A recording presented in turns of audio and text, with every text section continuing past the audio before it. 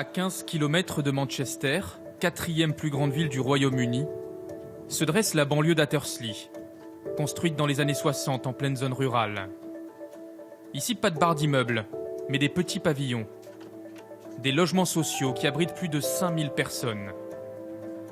À Attersley, il n'y a aucun commerce de proximité et un seul supermarché sous cet immense toit blanc dans un rayon de plusieurs kilomètres. La famille d'Emma Leila vit dans ce que l'on appelle un désert alimentaire. Le supermarché est assez loin à pied. Et en plus, les prix sont très chers. Comme un habitant sur deux à Attersley, Emma Leila n'a pas les moyens d'avoir une voiture. Elle doit donc traverser ce petit bois à chaque fois qu'elle part faire ses courses avec son nouveau-né. Le supermarché est à 15 minutes de marche. Et une fois sur place, elle n'est jamais sûre de pouvoir se payer des produits frais. On se sent comme oublié. Vous avez vu, c'est un grand supermarché, mais la plupart des gens ici n'y vont pas.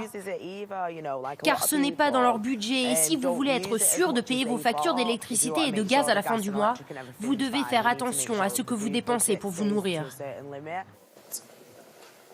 Emma Leila est hôtesse d'accueil. Elle gagne moins de 1 000 € par mois, aide sociale comprise.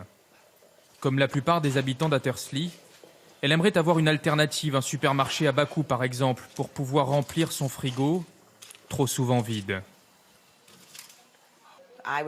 Cela m'est arrivé de devoir sauter des repas, ne pas déjeuner ou ne pas dîner par exemple.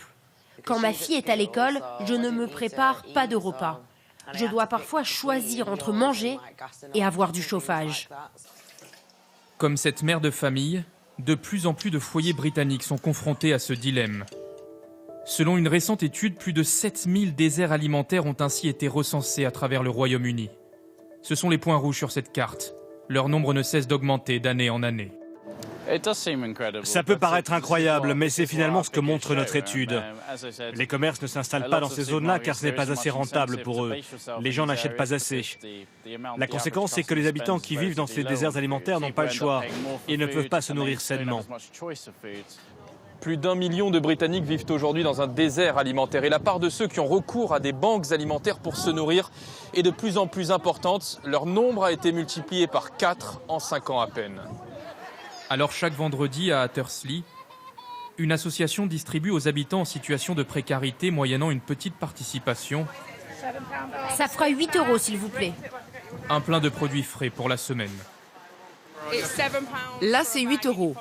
Alors qu'au supermarché d'à côté, ils en auraient pour 30 €. Ils ont 3 sacs, des conserves, des plats préparés, et là, des légumes frais comme une citrouille ou des avocats.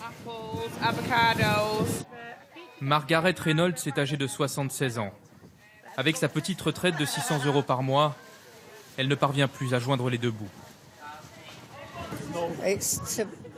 Je viens là pour faire des stocks de nourriture, car ma retraite sert surtout à payer les factures. Après, il me reste rien. Je n'aurais jamais pensé venir ici un jour. C'est une épreuve de la vie, mais il faut faire avec. Moi, c'est la première fois que je viens.